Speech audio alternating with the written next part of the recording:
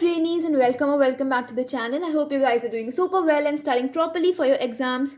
I am your brainy mentor and today we'll be doing our 7th lesson of our book Flamingo. इस lesson का नाम है The Interview. इसके author है Christopher Sylvester. So इनकी एक book थी The Penguin Book of Interviews. तो वहाँ से एक excerpt लिया है, मतलब एक छोटा सा extract लिया है from that book, जो कि हम ये पढ़ेंगे about the interview.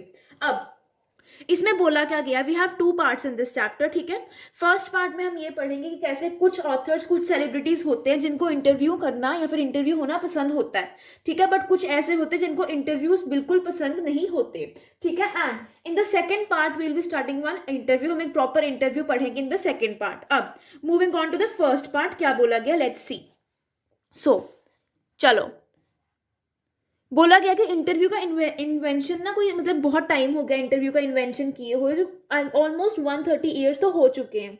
एंड एक बहुत कॉमन सी चीज़ है, लाइक जर्नलिस्ट, हमेशा जर्नलिस्ट क्या होते हैं, जो न्यूज़ वगैरह देते हैं, ऑब्वियसली वही करते हैं ना इंटरव्यू. तो it is very common place of journalism. ठीक है, अब आज क्या बोला गया, आज के ज़माने में भी जो भी इंसान लिटरेट है उसने अपनी ज़िंदगी में कभी ना कभी कोई ना कोई इंटरव्यू ज़रूर पढ़ा होगा. ठीक है, अब कुछ ऐसे सेलिब्रिटीज़ होते हैं जो रिपीटेडली इंटरव्यू किए जाते हैं, लाइक बहुत फेमस जो होते हैं उनके इंटरव्यूज आते ही रहते हैं, कुछ के कभी कभी इंटरव्यूज होते हैं. ठीक है, अब so it is hardly surprising that the opinions of the interview, of its functions, methods and merits very considerably. जो ओपिनियंस है ना इंटरव्यू को लेके कि इंटरव्यू अच्छा है या बुरा है, वो ना चेंज होते रहते हैं. ऑब्वियसली हर एक चीज़ के प्रोज एंड कॉन्स होते हैं, तो उसी तरह से मेरिट्स एंड डीमेरिट्स भी होते हैं. ठीक है, सो कुछ कहते हैं कि अच्छी बात है, interview is a very good, it is a source of good, it is a source of truth. But कुछ लोग ये कहते हैं कि interview is an unwarranted intrusion into their lives or feel that it somehow diminishes them. Just as in primitive cultures, it is believed that if one takes a photographic portrait of somebody, then one is stealing the person's soul. तो कुछ लोग ये कहते हैं कि जो interview होता है वो अपनी मतलब पर्सनल लाइफ उससे आपकी बाहर आ जाती हैं. ठीक है, सो इससे आपकी लाइक पर्सनल लाइफ में बहुत इफेक्ट पड़ता है. जैसे कि सेम टाइप पे क्या बोला गया, जो प्रिमिटिव कल्चर्स थे, जो पुराने ज़माने के लोग थे, वो ये मानते थे कि अगर कोई उनकी पिक्चर लेता है या फिर कोई पिक्चर ड्रॉ करता है तो उस इंसान की क्या सोल जो होती है, उसकी सोल छीन ली जाती है, जो अगर जिस इंसान की पिक्चर ड्रॉ हुई होती है. अब V.S. नाइपॉल क्या बोलते हैं, V.S. Naipaul feels that some people are wounded by interviews and lose a part of themselves. कुछ लोग ऐसे होते हैं ना, वो सिर्फ इंटरव्यूज के जितने ही रह जाते हैं ट्रूथ के चक्कर में, लाइक वो अपना ही लिविंग वगैरह सब खो देते हैं. ठीक है, एंड जो लुइस कैरल है ना, Lewis Carroll is the creator of Alice in Wonderland. वो कहते हैं कि उन्हें इंटरव्यू का इतना डर है और वो कभी नहीं चाहते कि उनका इंटरव्यू हो. ठीक है, बट फिर क्या बोला गया उन्होंने, which made him thus repel would-be acquaintances, interviewers, and the persistent petitioners for his autograph, and he would afterwards relate the stories of his success in silencing all the people with much satisfaction and amusement. वो सभी interviewers वगैरह को बिल्कुल शांत कर देता था अपनी सक्सेस के साथ. ठीक है, इसके बाद आते हैं रुडयार्ड किपलिंग. तो रुडयार्ड किपलिंग की जो वाइफ है कैरोलिन, वो बताती है, उन्होंने अपनी एक डायरी में लिखा था कि उनके हस्बैंड को इंटरव्यू होना बिल्कुल पसंद नहीं है. उनको लगता है कि इंटरव्यू इज इमोरल, मतलब मॉरल्स के अगेंस्ट है इंटरव्यू, मैं नहीं चाहता कि मेरा कोई इंटरव्यू हो. ठीक है, येट बोला गया कि रुडयार्ड किपलिंग ने एक इंटरव्यू दिया था टू मार्क ट्वेन, बहुत मतलब कुछ ईयर्स पहले वो इंटरव्यू दिया था. That was the only interview that Rudyard Kipling gave. ठीक है, फिर इसके बाद आते हैं हमारे H.G. वेल्स. तो H.G. वेल्स क्या बोलते हैं, देखो H.G. वेल्स कहते हैं कि इनका इंटरव्यू हुआ था 1894 में. तो ये कहते हैं कि मेरे को इंटरव्यूइंग बिल्कुल पसंद नहीं है, एंड बट क्या बोला गया, ही was a fairly frequent interviewee, बहुत जल्दी बहुत फ्रीक्वेंटली इंटरव्यूज देते थे. एंड 40 ईयर्स के बाद उन्होंने खुद जोसेफ स्टालिन को इंटरव्यू किया था. जोसेफ स्टालिन आपको पता ही होगा if you are a humanities student. तो जोसेफ स्टालिन कौन थे, he was a Russian revolutionary, like Russia के क्या थे, यू कैन से जो हेड होते हैं ना, कम्युनिस्ट पार्टी के हेड थे रशिया के. ठीक है, फिर उसके बाद आते हैं सॉल बेलो, जो कि एक नॉवलिस्ट थे. तो उन्होंने भी लाइक उनका भी 1-2 बार इंटरव्यू हो चुका है, बट वो कहते हैं कि उनको इंटरव्यूज क्या लगता है, थंबप्रिंट्स ऑन हिज विंड पाइप, लाइक उनको इंटरव्यूज बिल्कुल भी पसंद नहीं है. बट क्या बोला गया, despite the drawbacks of interviews are supremely serviceable medium of communication. Interviews बहुत ज़्यादा इंपॉर्टेंट है एंड हमारे लिए बहुत ज़्यादा you can say life lesson भी प्रोवाइड करते हैं। So these days more than at any other time are most vivid impressions of our contemporaries are through interviews only. कि हम अपने सेलिब्रिटीज को कैसे जानते हैं, ओनली थ्रू इंटरव्यूज ओनली। ऐसे तो हम कैसे पता कर पाएंगे उनके बारे में, ठीक है। फिर इसके बाद आता है हमारा पार्ट 2। तो पार्ट 2 में क्या है, पार्ट 2 में वी हैव यहाँ पर जो इंटरव्यूअर है उनका नाम है मुकुंद पद्मभन एंड जो हमारे उम्बर्टो इको है ना, उनका इंटरव्यू यहाँ पर लिया जा रहा है। तो उम्बर्टो इको कौन है, एक प्रोफेसर है यूनिवर्सिटी ऑफ बोल्गोना में जो कि इटली में है, ठीक है। एंड ये बहुत फेमस है, like he is a scholar in for his ideas of semiotics, ठीक है। तो बहुत फेमस है, अब इन्होंने कुछ बुक्स भी लिखी थी एंड इनकी एक बुक थी द नेम ऑफ द रोज, जिसकी मोर देन 10 मिलियन कॉपीज भी बेची गई थी, ठीक है। अब हम ये इंटरव्यू पढ़ेंगे, इसमें क्या बोला गया है। सबसे पहले मुकुंद बोलता है, मुकुंद लाइंस कोट करता है ऑफ डेविड लॉज। मुकुंद बोलते हैं कि once upon a time David Lodge ने बोला था, I can't understand how one man can do all the things he does.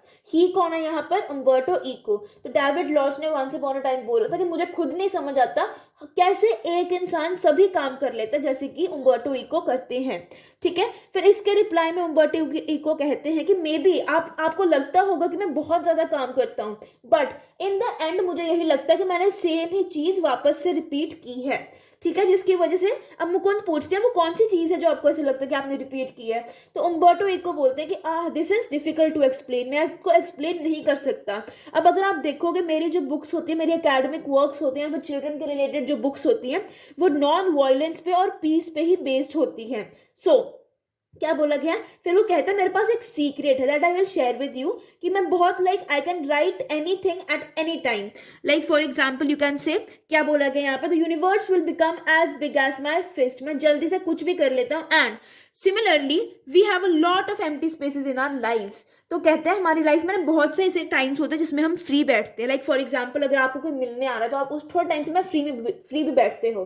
तो कहा गया उसको क्या कहते हैं, उम्बर्टो इको इंटरस्टाइसिस, ठीक है। तो उम्बर्टो एक को एग्जाम्पल लेते हैं कि फॉर एग्जाम्पल तुम मेरी जगह पर आ रहे हो, ठीक है। तुम मेरे घर पर आ रहे हो, तुम एलिवेटर में हो एंड जब तक तुम आ रहे हो I will be waiting for you. ये क्या है, एक इंटरसाइज है, ये एक एम्प्टी स्पेस है। अब मैं एम्प्टी स्पेसेस में काम करता हूँ, मतलब जब तक तुम एलिवेटर से लेकर मेरे घर तक आओगे तब तक मैंने एक आर्टिकल लिख दिया होगा, ठीक है। फिर इसके बाद मुकुंद कहते हैं कि ऐसा काम बहुत ही कम लोग कर सकते हैं। You are so talented actually, your non fictional writing, your scholarly work has a certain playful and personal quality about it. मतलब तारीफ कर रहे हैं कि तुम्हारी क्या ही बात करें, you are so special and all that.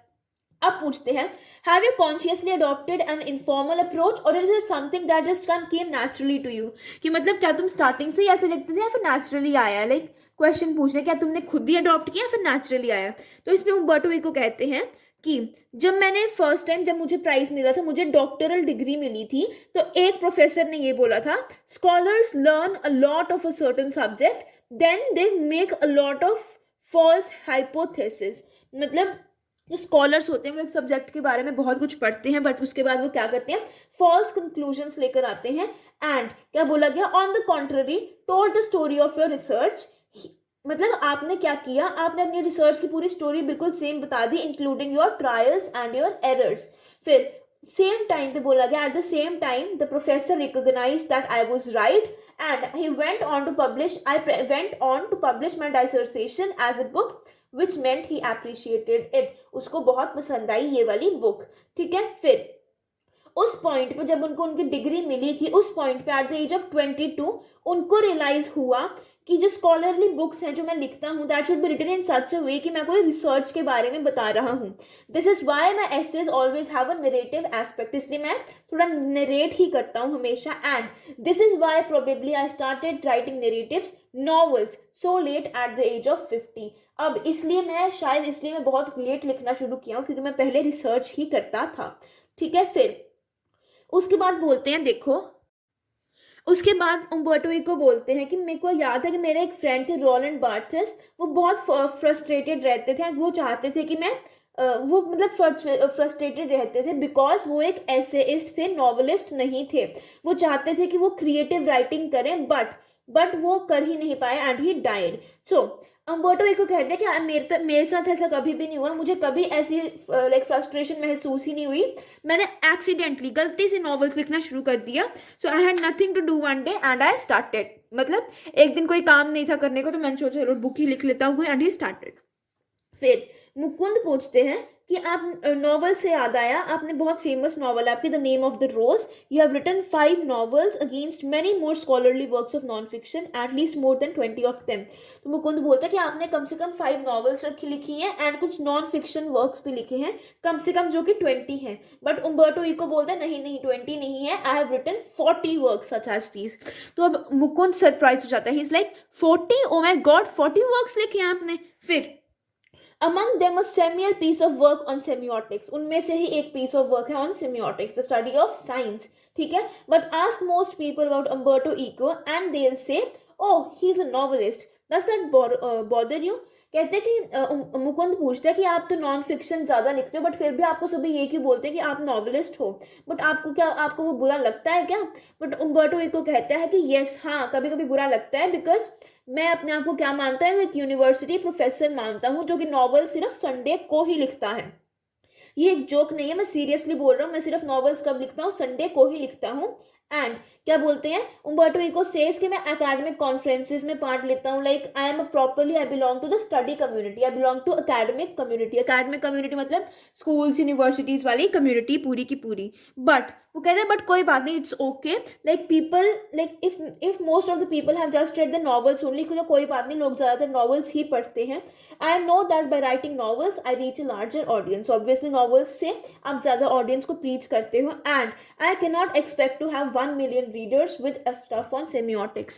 Obviously non fiction बहुत कम लोग पढ़ते हैं, most people prefer the fiction books only, the novels only, ठीक है। फिर उसके बाद मुकुंद कहते हैं, इसी से मुझे एक क्वेश्चन याद आता है, ये जो आपकी नॉवल है द नेम ऑफ द रोज एक बहुत एक सीरियस नॉवल है, लाइक एक डिटेक्टिव पार्ट भी है उसमें, फिर मेटाफिजिक्स भी आती है, थियोलॉजी हिस्ट्री सब कुछ आता है, और इसने बहुत ज़्यादा ऑडियंस अपनी तरफ अट्रैक्ट की है। So were you puzzled by all of this, like आपको शॉक लगे कि ये कैसे होगा?